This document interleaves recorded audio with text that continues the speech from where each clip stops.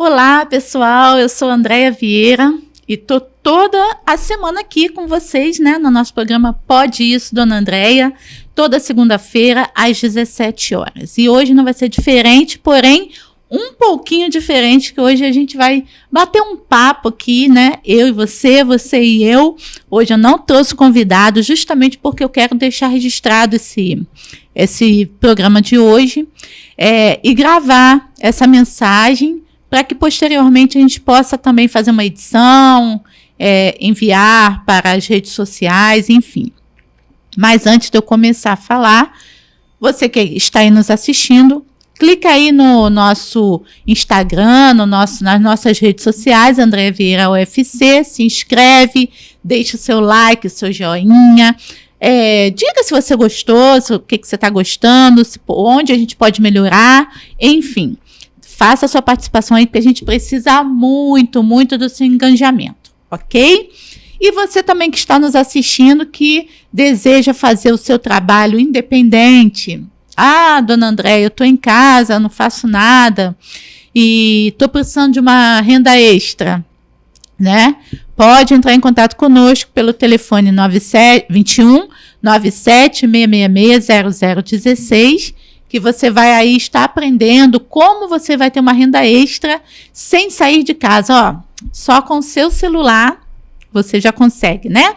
Fazer alguma renda. Então, entra em contato aí conosco pelo telefone 97 666 0016 e a gente vai estar, a Josi vai estar te atendendo, outras meninas vão estar te atendendo e vão te explicar aí, você mulher que está precisando da sua rendinha extra. Homens também, né? Porque geralmente a nossa programação aqui é mais para mulheres, mas nada impede dos homens também nos assistirem, ok? Falando essa parte, vamos começar a falar essa programação em especial, Pode Isso, Dona Andréia, hoje falando da própria Dona Andréia. Por que eu resolvi fazer? Eu precisava hoje nós estamos na 21ª, né, edição, e eu precisava dar uma pausa nessa edição para contar um pouco da minha história, falar um pouco daquilo que eu faço, de como eu consegui chegar até aqui, quais são os projetos, enfim, para que vocês possam entender e também para que eu possa editar e encaminhar isso em outras redes sociais, ok? Eu sou a Andréia Vieira, vocês já me conhecem, mas vocês não conhecem um pouco e vão conhecer agora um pouco da minha história. Eu tinha até preparado uns videozinhos aqui, mas não tem importância não, a gente pode fazer isso quando eu fizer quando eu fizer 40 edições ou 30 edições, eu tento colocar os vídeos para vocês assistirem também. Eu sou nascida e criada numa formação familiar evangélica, né, de fé evangélica. Os meus pais já, na época, no início da vida deles, eles não tinham condições financeiras, as condições financeiras deles eram muito precárias. Meu pai, ele vendia bala em trem para sobreviver. Morávamos ali na vila, no Parque Vila Nova, que anteriormente se chamava a Favela do Lixão, né? Nós morávamos ali. E a vida não era fácil, como não é fácil para ninguém, também não era fácil para nós. Mas o meu pai, ele pensava sempre em mudar de vida, em ser sempre o profissional autônomo. Ele, apesar de servir as Forças Armadas, mas ele pensava sempre em viver uma vida de profissional autônomo. E com isso, lutando ali, ele conseguiu nos tirar da comunidade na qual vivíamos, embora ele sempre zelasse a minha mãe, ele sempre zelasse pela minha educação, e enfim, mas eles queriam me dar uma vida com maior conforto e saíram ali da comunidade depois que ele conseguiu empreender na área do ramo de joias, né? Então ele se tornou um ourive, a pessoa que mexe com ouro, enfim. E ali eu me tornei, minha mãe se tornaram pessoas que estavam já começando a viver outros níveis, enfim. E a partir dali, realmente a nossa vida mudou. Eu comecei a ter um outro tipo de vida rapidamente. Meu pai, ele aumentou o nível financeiro dele enormemente. E ele começou a ter carro de luxo, uma vida de luxo. Morávamos em lugares muito requintados do Rio de Janeiro, na Zona Sul. E ali eu passei a ter um outro tipo de vida. Porém, a minha mãe, ela sempre pensou que eu não poderia me esquecer do lugar de onde vim, das minhas raízes, das minhas origens. Então, ela começou a me ensinar a não me deslumbrar com o que estava nos ocorrendo naquela minha fase ali da infância. Então as pessoas perguntavam, poxa, a Andréia é filha de um ourive e ela não anda cheia de ouro. E a minha mãe, ela respondia para aquelas pessoas que eu não andava assim, porque eu precisava conhecer o mundo da realidade, tanto financeira pobre quanto rica. E eu não poderia estar deslumbrada com toda aquela riqueza. Eu precisava conviver com as duas coisas e saber lidar com qualquer situação. Ela estava me formando para isso, né? E é muito interessante, quando nós, falando no termo de fé, quando nós já temos um destino traçado por Deus, né? Isso transcende qualquer situação. Eu ainda no ventre da minha mãe, eu já estava enfrentando dificuldades para vir ao mundo, e ainda assim, mesmo passando do tempo da minha mãe conceber ou me dar à luz, o médico ainda optou, né, teria que optar entre uma vida e outra, e por um milagre eu nasci. 2 dias depois de ter nascido, mesmo em hospital já adequado, mas 2 dias depois de ter nascido, a enfermeira ainda acontece de me deixar cair no chão, e ainda assim houve aquele milagre e eu não sofri nenhum tipo de sequela. E assim fui convivendo, e minha mãe sempre intercedendo por mim, sempre orando, e ela me ensinando os princípios, né? Os valores, os princípios. Isso é bom, é interessante eu falar sobre essa parte da minha vida para você que está nos assistindo, porque são princípios que não saem de dentro de nós, né? Ainda agora eu estava conversando com uma pessoa sobre princípios e a pessoa estava preocupada com a quantidade de chuva que está inundando as cidades. Então eu me lembrei dos princípios novamente. Se as pessoas não sujarem a rua, nós teremos menos enchente, porque não é só a questão urbana, mas é a questão de poluição. E quando a gente polui o local que a gente mora, a gente sofre essas consequências. E esses princípios me foram ensinados também enquanto criança, pela minha própria mãe, que falava para eu guardar todos os papéis de bala dentro da mochila e somente jogar fora qualquer que fosse o lixo dentro de casa, que ela tinha a lixeira e ali ela saberia realmente que eu não estava poluindo o lugar onde eu estava percorrendo, que era de casa até a escola. Então, eu fui criada nesses princípios, nesses valores. Assim como você também está nos assistindo, certamente você também foi criado nesses princípios, nesses valores. E assim foi até eu completar os meus 5 anos de idade. Quando eu cheguei nos meus 5 anos de idade, eu comecei a passar por uma situação não financeira mais, mas porém uma situação de saúde muito, muito severa. Eu comecei a sentir dores das minhas articulações, da cintura para baixo, E a minha mãe, ao me levar ao médico, isso há muitos anos atrás, há mais de 30 anos atrás, não tínhamos a medicina que nós temos hoje. E aí os médicos chegaram a uma conclusão de que eu teria que usar cadeira de rodas porque eu tinha uma doença chamada reumatismo e que estava consumindo todo o líquido das articulações ósseas, né, da cintura para baixo.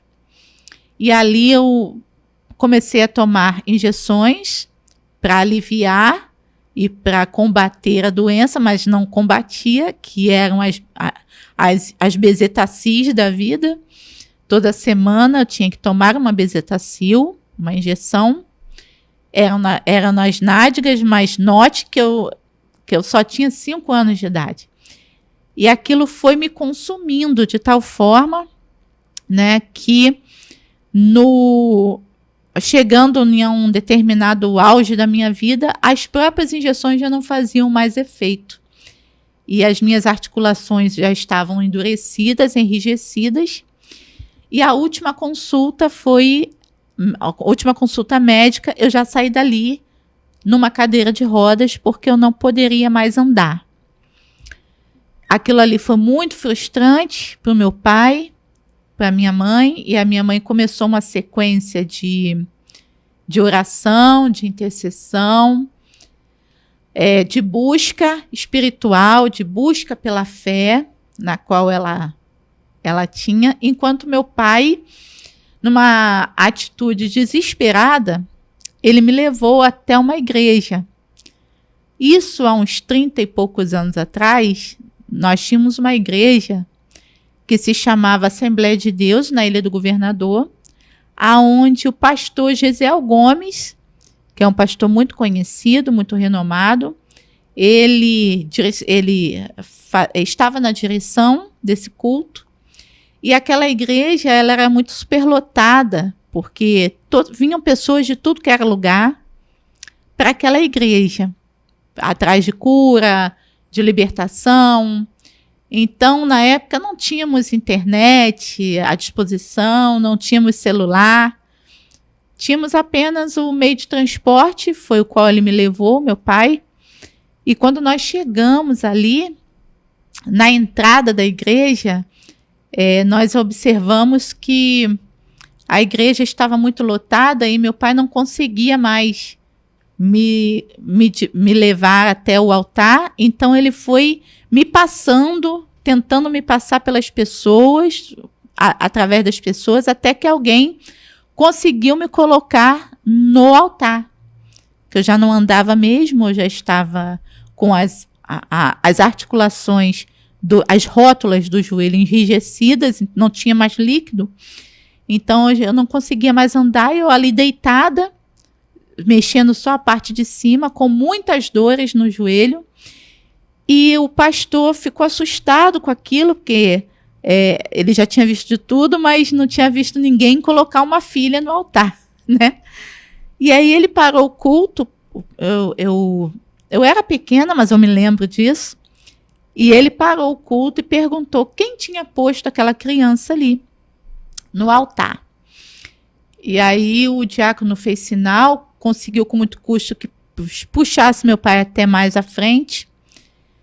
E meu pai disse que era ele, e ele falou, o que está acontecendo? E meu pai apresentou o laudo médico, constando ali a minha total doença, né, em relação ao reumatismo, e a falta dos líquidos nas rótulas.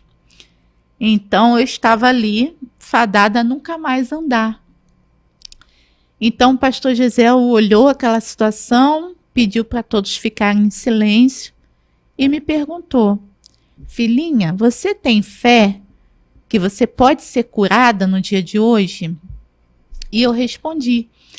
Eu falei, sim, eu acredito. E ali ele orou e falou, menina, levanta e anda. E para a glória de Deus, para a honra e glória do nome do Senhor, eu me levantei e saí andando daquele lugar. E digo a você que está me assistindo agora, porque isso é uma questão de fé, eu nunca mais tive problema ósseo nenhum. Eu tenho uma idade, hoje eu tenho 43 anos, 44 anos, eu não tenho problema de coluna, eu não tenho problema de joelho, eu não tenho problema na cervical, eu não tenho problema ósseo nenhum. Ando 10 quilômetros tranquilamente. Quem conhece Duque de Caxias sabe qual é a distância do bairro 25 de Agosto para o bairro Vila São Luís ou para o centro de Caxias.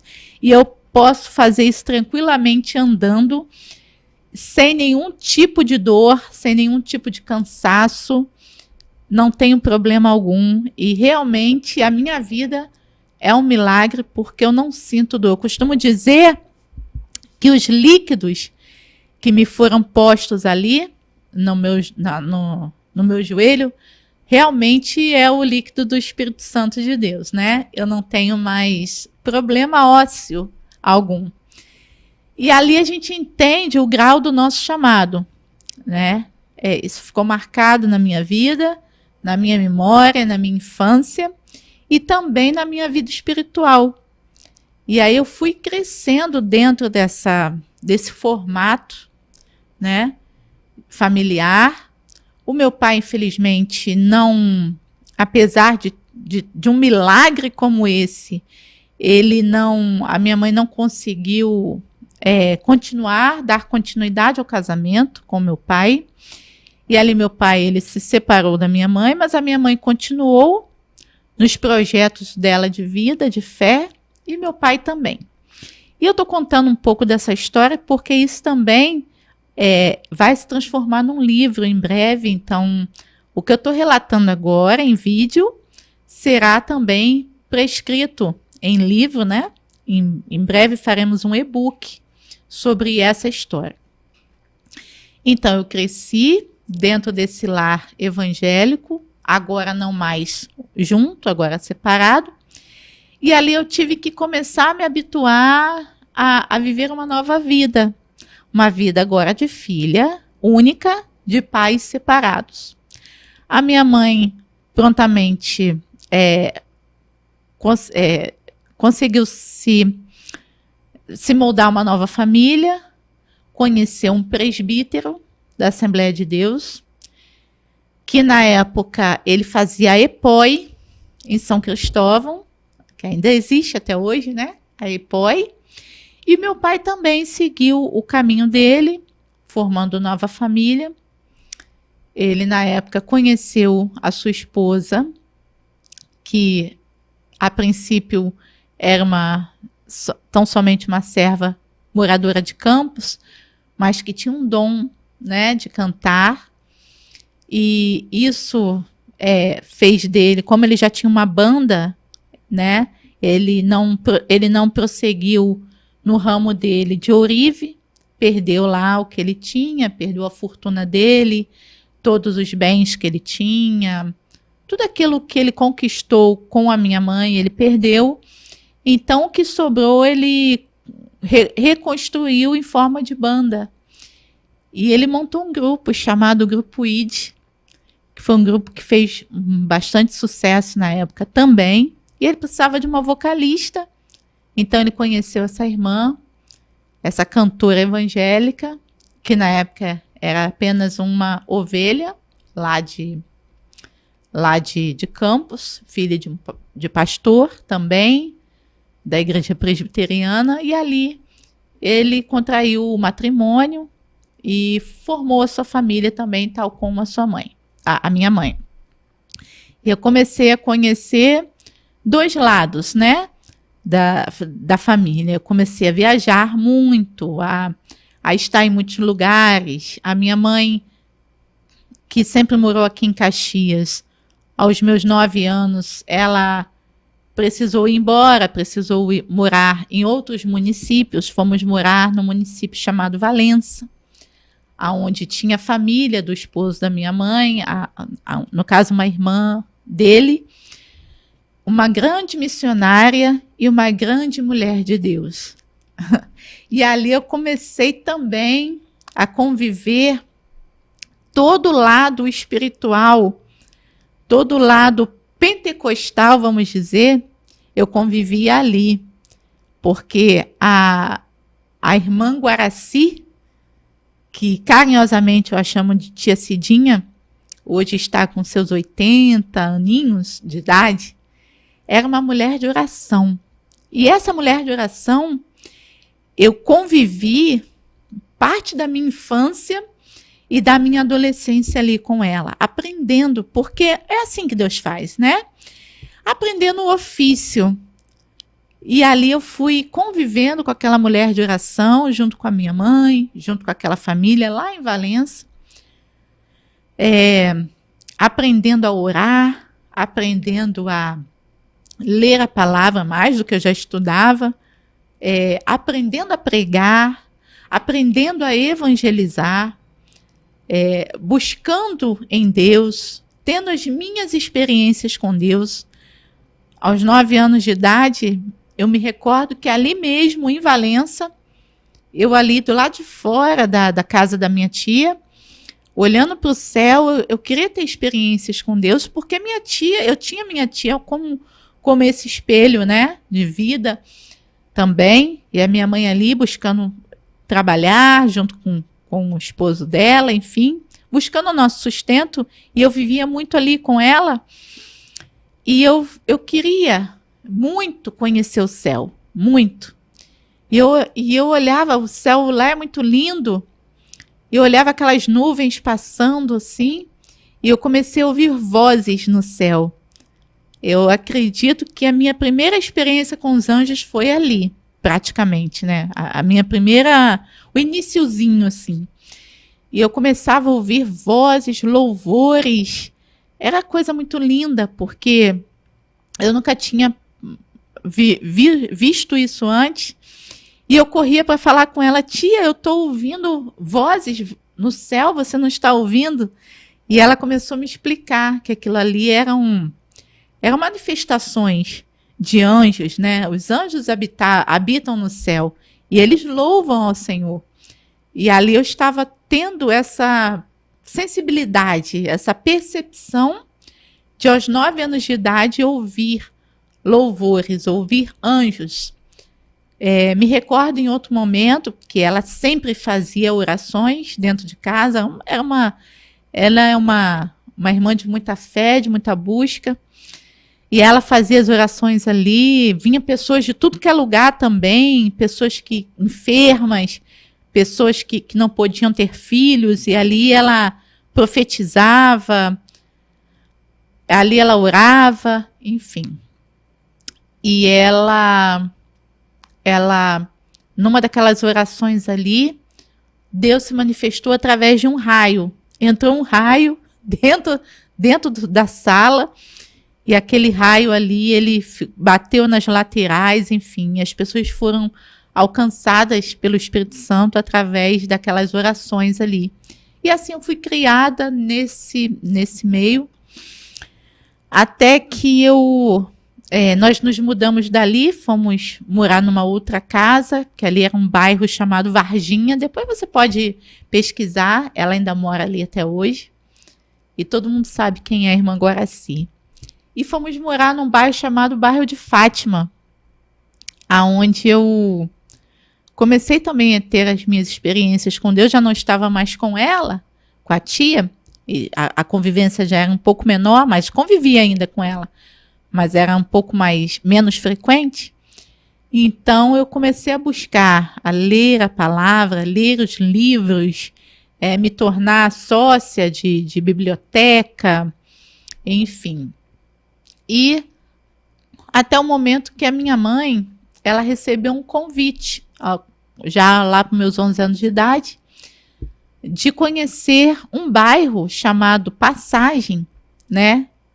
E ela precisava estar nesse bairro, porque tinha um terreno lá da igreja, e ela poderia fazer algum trabalho missionário ali, e eu fui com a minha mãe. Nós andávamos 8 quilômetros até chegar nesse bairro, né? Nesse bairro, nesse terreno. E como a minha mãe que já tinha muito dinheiro e agora já não tinha mais tanto dinheiro, já estava com as posses bem reduzidas, nós não tínhamos transporte, nós íamos andando. Então eu ia com a minha irmã e a minha mãe, e nós chegamos lá, vimos aquele terreno vazio, no meio do nada, uma casa aqui, outra lá na esquina, lugar bem roça mesmo. Só que tinha 3 crianças brincando dentro do terreno. Então, enquanto os irmãos estavam lá conversando, se organizando, como poderiam fazer, enfim, eu me sentei no tijolinho para conversar com as crianças. Eu já tinha 11 anos de idade, as crianças eram um pouquinho menor, ou da minha idade, praticamente. E a minha mãe começou a pregar e evangelizar para aquelas 3 crianças. E no final lá de irmos embora, as crianças pediram, pelo amor de Deus, para a gente voltar no próximo sábado. Aquilo tocou o coração da minha mãe e a gente começou a fazer um trabalho de evangelismo nesse bairro chamado Passagem. Ali não tinha nenhuma igreja, não. Ali só tinha esse terreno vazio, que era da igreja, onde éramos membros. Nós éramos ovelhas da Assembleia de Deus de Valença, onde o pastor Gessé era o pastor que presidia. Hoje ele está em Miguel Pereira. Está lá, né? Presidindo lá agora. E aí eu comecei a desenvolver o meu ministério infantil, né? Pode-se dizer que o meu primeiro trabalho missionário dentro do ministério infantil foi ali. Foi nesse terreno vazio que nós começamos com 3 crianças. E no final, nós terminamos com 120 crianças e mais de 200 adultos no período de 1 ano de evangelismo, todos os meses, todos os sábados trabalhando e evangelizando. A gente terminou, concluiu esse projeto com mais de 120 crianças. E os adultos começaram a levar tijolo, cimento, enfim. Então, eu considero que o meu primeiro trabalho missionário foi aos 11 anos de idade, né? Meu primeiro chamado foi aos 11 anos de idade ali, num bairro chamado Passagem, no interior de um município chamado Valença, aos 11 anos de idade. Aquilo foi marcante para a minha vida. O Senhor realmente me chamou para uma grande obra, e eu uso isso como tema, né? Neemias 3. Estamos numa grande obra e nós não vamos parar. E de lá para cá eu não mais parei. Em seguida, tivemos outros eventos, outras missões. A minha mãe, fomos morar num outro município chamado Rio das Flores. Ali também desenvolvemos grandes trabalhos evangelísticos, mas ali houve realmente uma ruptura, porque eu já tinha os meus 13 anos de idade, já estava bem desenvolvida, né, no termo missionário. Conheci uma pastora em Rio das Flores, chamada pastora Adelaide, e hoje ela dorme no Senhor, mas ela tinha um filho chamado pastor Alexandre, e ela, na época, quando ela viu a minha desenvoltura para missões, ela era da Igreja Batista e eu assembleiana.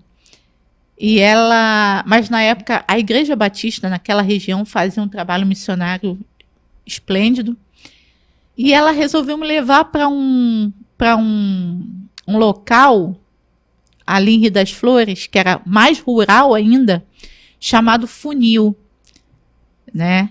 E ali tinha muitos homens e mulheres, trabalhadores de lavouras, de roça, que ficavam roçando a terra, né? Para plantar, para plantio. E um determinado período do horário, né? A igreja aparecia ali naquele local e evangelizava. Então eu, aos 13 anos de idade, levava as Bíblias, eu conseguia doações de Bíblias e começava a pregar alfabetizando aquelas pessoas que não sabiam ler nem escrever. Elas acabavam aprendendo, porque elas tinham vontade de ler a Bíblia, e elas acabavam aprendendo a palavra através daquilo que eu ensinava a elas, né, em termos de alfabetização. Isso chamou muita atenção, até que foi parar no ouvido do pastor Fanini. E ali ele enviou 2 missionários para conversar com a pastora Adelaide, fizeram um teste vocacional comigo, chegaram à conclusão de que realmente eu tenho esse chamado, né, de missões urbanas, e ali eles queriam não só que eu fosse, estivesse voltada para missões urbanas, mas também para missões transculturais, e eu seria preparada para isso. E eu fui toda feliz, né?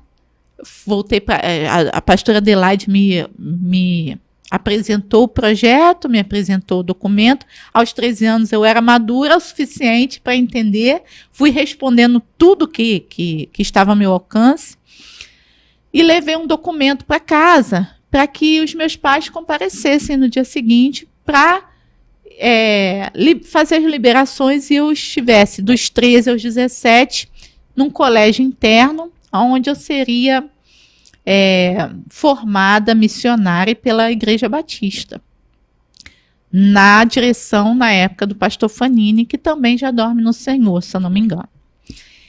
E aí houve essa primeira ruptura, quando eu cheguei em casa, toda feliz, me apresentei para minha mãe sobre o projeto no qual eu estava, né, sendo desenvolvido ali na cidade.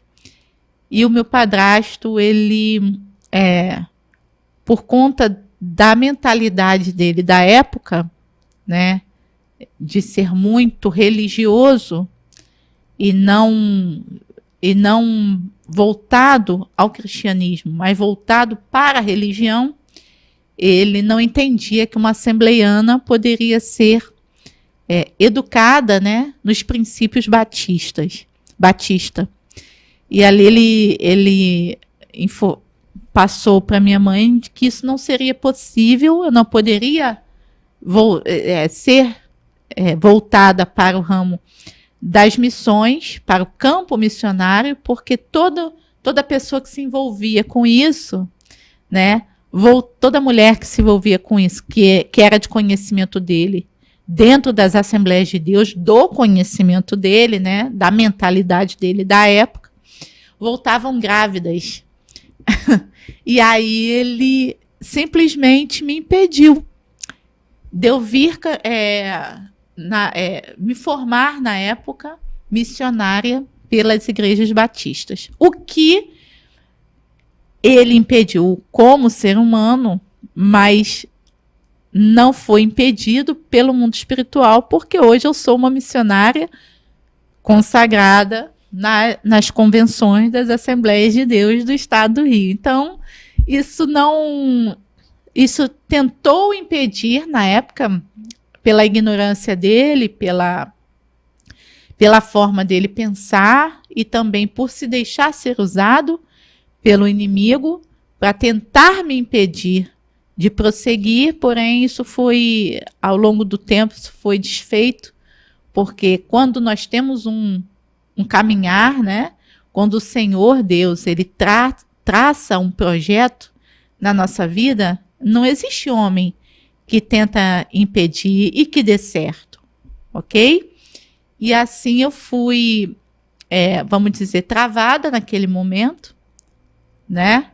Mas consciente de que Deus estaria me dando um outro caminhar, que não demorou muito. Quando eu completei os meus 18 anos, vamos dizer que uns 4, 5 anos depois, eu fiz a minha escolha, né, de me batizar nas águas, normalmente, como qualquer outro servo, filho de servos, servo de Deus, criados na igreja. Fiz a minha escolha de me batizar, fui batizada não numa Assembleia de Deus, mas fui batizada sim numa igreja pentecostal, na cidade de Itaperuna, Na época, meu pai tinha uma rádio evangélica, né, na cidade de Itaperuna, e eu convivia ali com aqueles irmãos da igreja Ceifa na época, e já desenvolvia trabalhos missionários ali também. E ali eu fui batizada para a honra e glória do Senhor Jesus. E quando voltei, depois que terminou os projetos missionários, que eu voltei para Duque de Caxias, eu dei continuidade, né? Já na igreja de Nova Vida. Passei a ajudar as comunidades aonde a Igreja Batista funcionava também, ali no Éden, no Vale do Ipê, num lugar chamado Bacia, perto de Maringá, que é distrito ali de Belfor Roxo. Mas também passei a ajudar também as igrejas de Nova Vida em Duque de Caxias, na qual também eu sou muito grata a Deus por todo o ensinamento que a irmã Bia, esposa do pastor Antônio, nos passou, e a irmã Luciene, esposa do pastor João Marcelo, né? Nessa fase, nesse período de juventude, já estava na fase adulta da minha vida, foram alguns anos desenvolvendo trabalhos missionários, e todos eles voltados ao campo infantil. Então, nós começamos ali na Nova Vida. Na época, nós tínhamos umas 20 crianças, mais ou menos. E quando eu entreguei o trabalho à irmã Bia, que eu tive que sair dali para voltar às Assembleias de Deus também, para continuar o ministério, nós já tínhamos 350 crianças frequentes. E só na parte do berçário, aguardando, que tivemos que solicitar ao pastor Antônio uma reforma no berçário, porque nós tínhamos mais de 20 mulheres grávidas, né, já prontas a dar à luz. Então o berçário ele ficaria muito bem frequentado nesse período. E aí o pastor ele fez uma campanha na igreja na época, ele comprou uma casa ao lado e fez a igreja das crianças ali ao lado, que hoje está fantástico, o parquinho da igreja, enfim, tem toda uma estrutura, tivemos muitos cursos, fizemos muita PEC, foi fantástico esse período, né? Mas eu queria mais, eu queria ganhar as crianças de fora para dentro. Naquele período, eu estava ganhando as crianças do próprio interior da igreja, né? As crianças de dentro, que eram filhos das ovelhas que não frequentavam mais os cultos, porque não tinha professores. Então, nós formamos as equipes, chegamos a ter mais de 25 professores, não sei agora como está. Mas nós deixamos um bom legado ali, naquele lugar.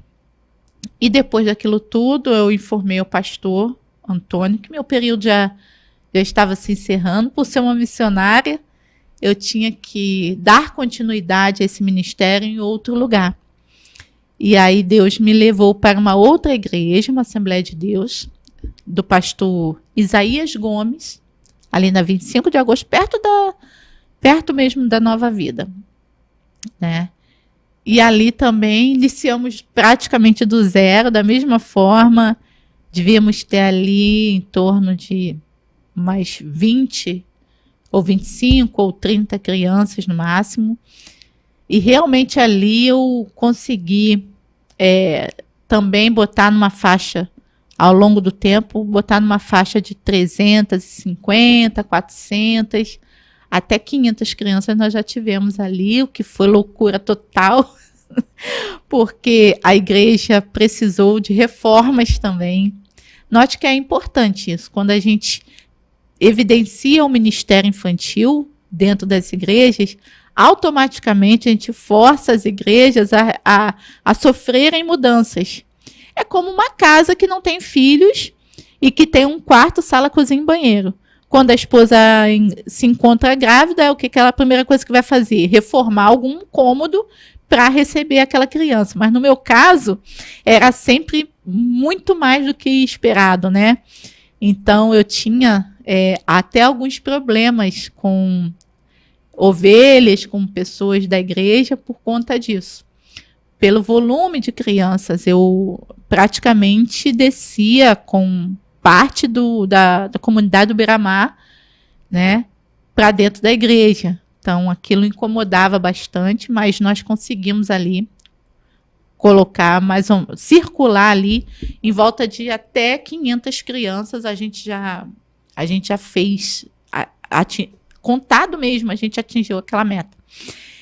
E ali eu já estava praticamente encerrando a minha segunda faculdade de Direito, né? E eu pensava em ser juíza e missionária. E eu não sei como é que eu ia fazer com tudo isso.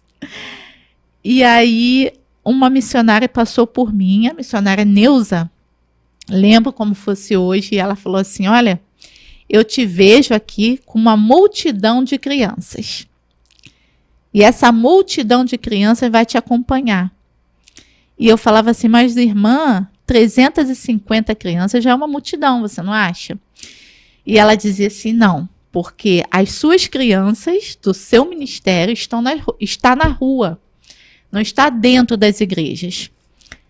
E aí eu comecei a ficar preocupada, comecei a orar, e Deus me deu um projeto, né? E eu fiz toda essa introdução para te dizer que o projeto que Deus me deu, que é o projeto da minha vida, chama-se Marchinha para Jesus.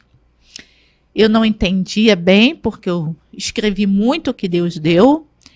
Parte desse projeto eu desenvolvi em 2008, porque foi quando ele nasceu.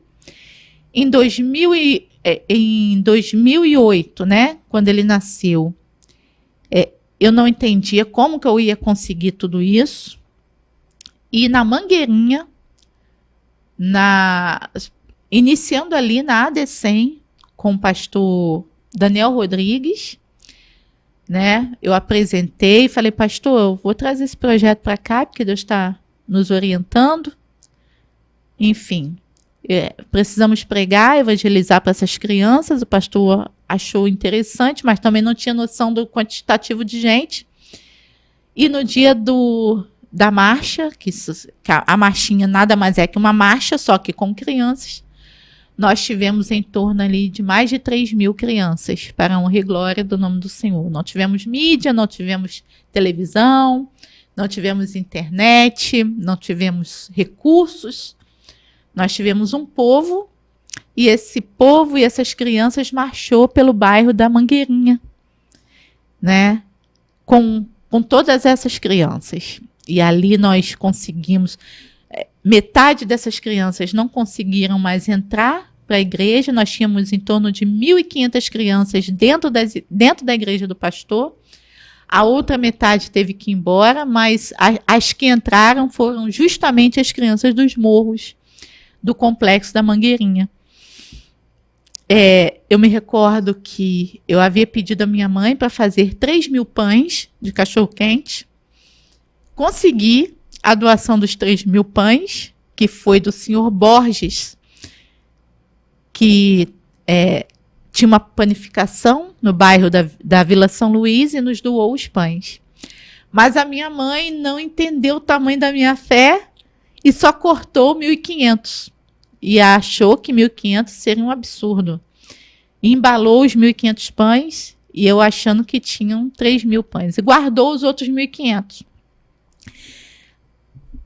E aí, quando nós chegamos, que ela viu o tamanho da quantidade que eram de pessoas, de crianças, ela ficou nervosa. Mas mais ou menos 1.500 crianças não puderam entrar na igreja, entraram nos seus carros, nos seus caravanas, nos seus ônibus, e foram embora. E as que ficaram puderam fazer os seus lanches, porque tinha lanche suficiente para elas comerem. E a minha mãe não entendia isso, né? O tamanho do grau da minha fé. E ali surgiu o projeto chamado Marchinha para Jesus. Hoje, esse projeto ele existe como lei municipal, né?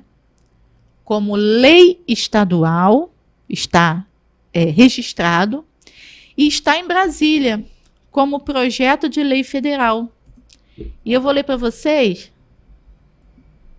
que faltam 15 minutos para a gente terminar, mas eu vou ler para vocês aonde nós estamos. Ele é um projeto de lei, né? 3.763, 3763 de 2020. E ele entrou no calendário nacional, né? Como projeto de lei. Só que ele precisa ainda dar andamento, né?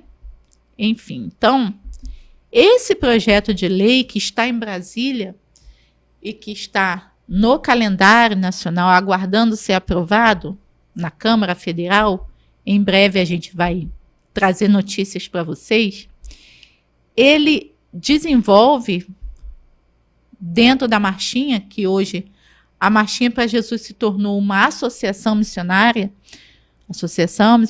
Marchinha para Jesus, alguns subprojetos, mas não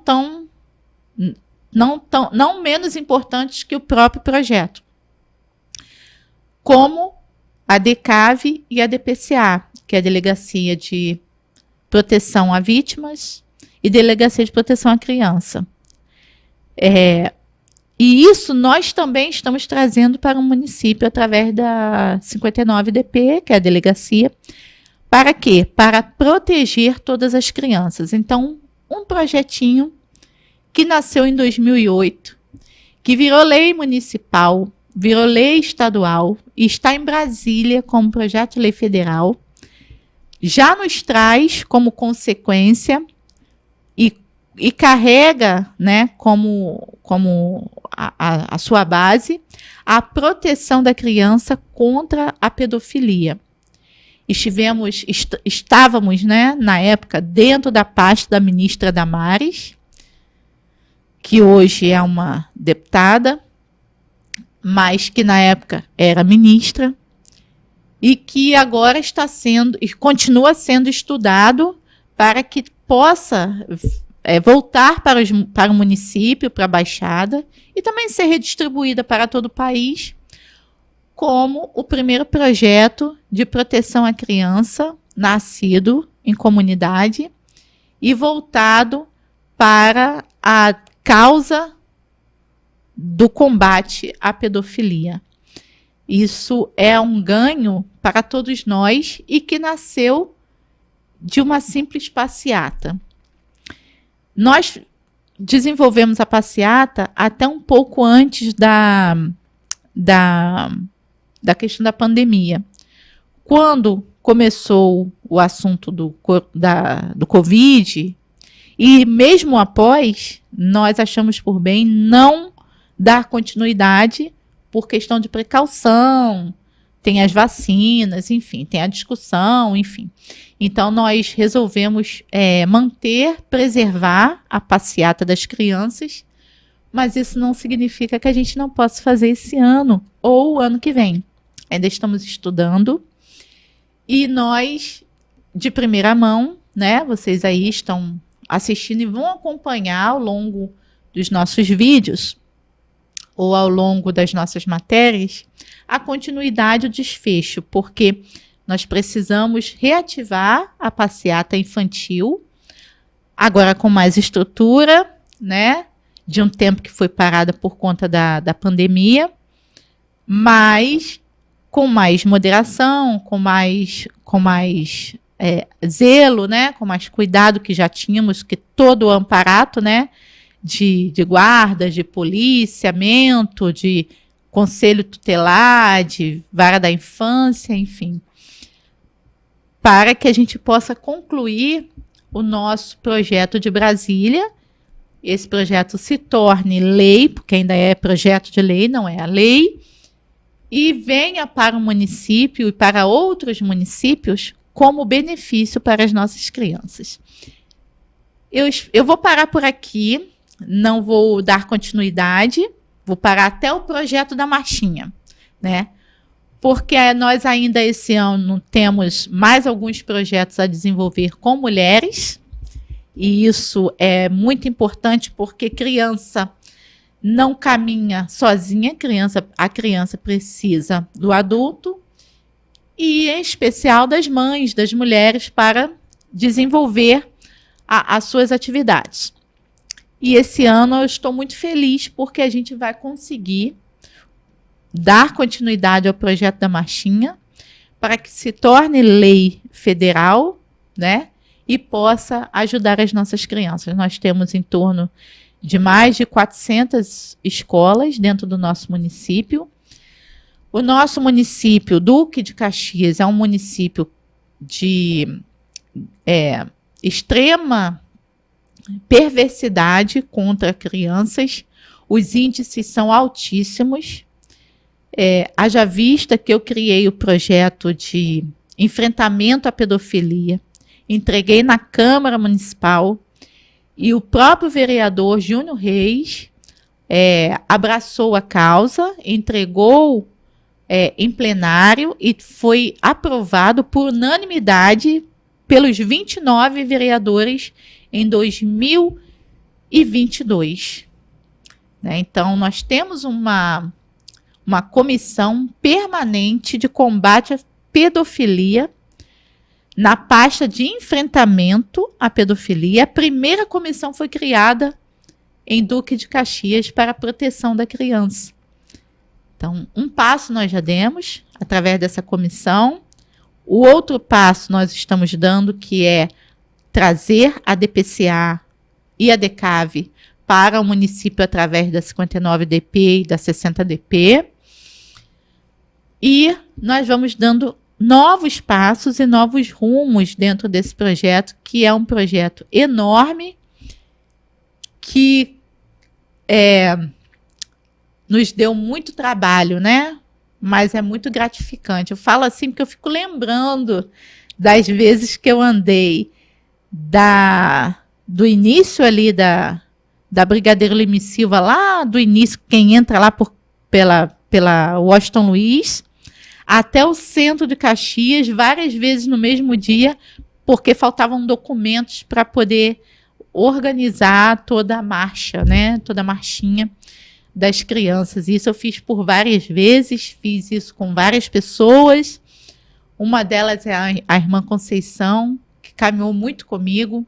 Subimos muito monte para hoje eu estar aqui dizendo para você o que nós estamos fazendo. Então, eu peço para quem é de fé que continue orando por nós, intercedendo por esses projetos, porque estamos num grande passo agora, que é não só reativar, como já está sendo reativado no governo federal, no âmbito federal, mas também dar continuidade a todas essas caminhadas para que a gente possa chegar ao objetivo final. Nós temos as nossas redes sociais, que é Andréia Vieira OFC. Eu preciso, gente, que vocês entrem lá na rede social, Andréia Vieira OFC, no Instagram nosso, dê lá, segue sem parar, segue tudo que a gente disser, tanto no Instagram quanto no canal do YouTube. Isso é muito importante para a gente, que você dê uma pausazinha e vai lá e segue. No YouTube você faz a sua inscrição, dê o seu like, faça seu comentário, Andréia Vieira OFC, tá bom? Eu preciso disso para que a gente possa ter mais força ainda, para lutar ainda mais pela causa que é a proteção da criança e do adolescente. Eu não contei, mas no meio de todo esse caminho, além de ser consagrada missionária, né? Obviamente, eu fui eleita a conselheira tutelar mais votada do município no ano de 2016 a 2020. Desenvolvi um bom trabalho aqui nesse município, que foi muito repercutido, inclusive pelo Ministério Público.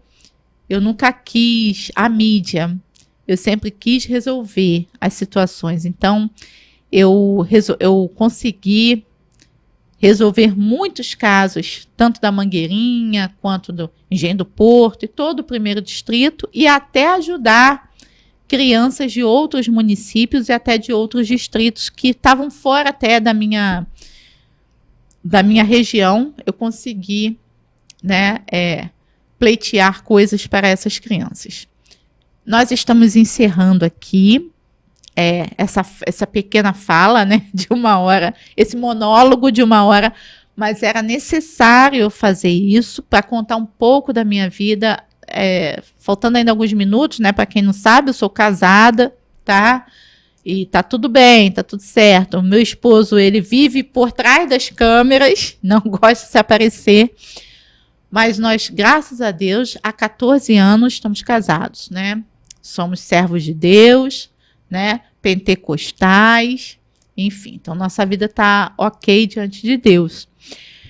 Porém, o que eu peço agora a vocês? Que continuem nos seguindo nas nossas redes sociais, que divulguem o nosso trabalho da Marchinha e que por onde vocês agora passarem, busquem na internet. Nós temos no Facebook, nós temos uma página da Marchinha, que é Marchinha para Jesus. É só procurar no Facebook também, vai lá, curte, se inscreve também, é muito importante isso, mas que divulguem. Por quê? Porque dentro da Associação Missionária Marchinha para Jesus, nós podemos ajudar tanto na área social, quanto na área espiritual, quanto as igrejas. Então, por onde a gente passar, né, ou vocês podem também entrar em contato conosco pelo mesmo telefone, 97-666-0016. A gente vai estar explicando a você como é que você faz para estar dentro desse projeto, caminhar junto conosco, trabalhar conosco também, ser um voluntário desse grande projeto. E também nós estamos formando novos conselheiros tutelares para 2026, né? 2024, 2030, 2028, 2028, tá? Então, nós já estamos encerrando. Lembrando que semana que vem nós voltamos à nossa Pode Isso, Dona Andréia, normalmente, ok? Mas eu tinha que dar esse tempinho aqui para você entender e eu vou fazer alguns cortes com esse vídeo, fazer alguns trabalhos com ele para poder apresentar a todos o nosso projeto que se chama Marchinha para Jesus. Vocês não se esqueçam disso, ok? Marchinha para Jesus. Lembrando que semana que vem estamos de volta. E estamos numa grande obra e nós não vamos parar, ok? Não se esqueçam do nosso projeto Marchinha para Jesus. Procurem nas redes sociais e até semana que vem. Tchau, tchau. Você está assistindo a TV Metropolitana Rio, Canal 2.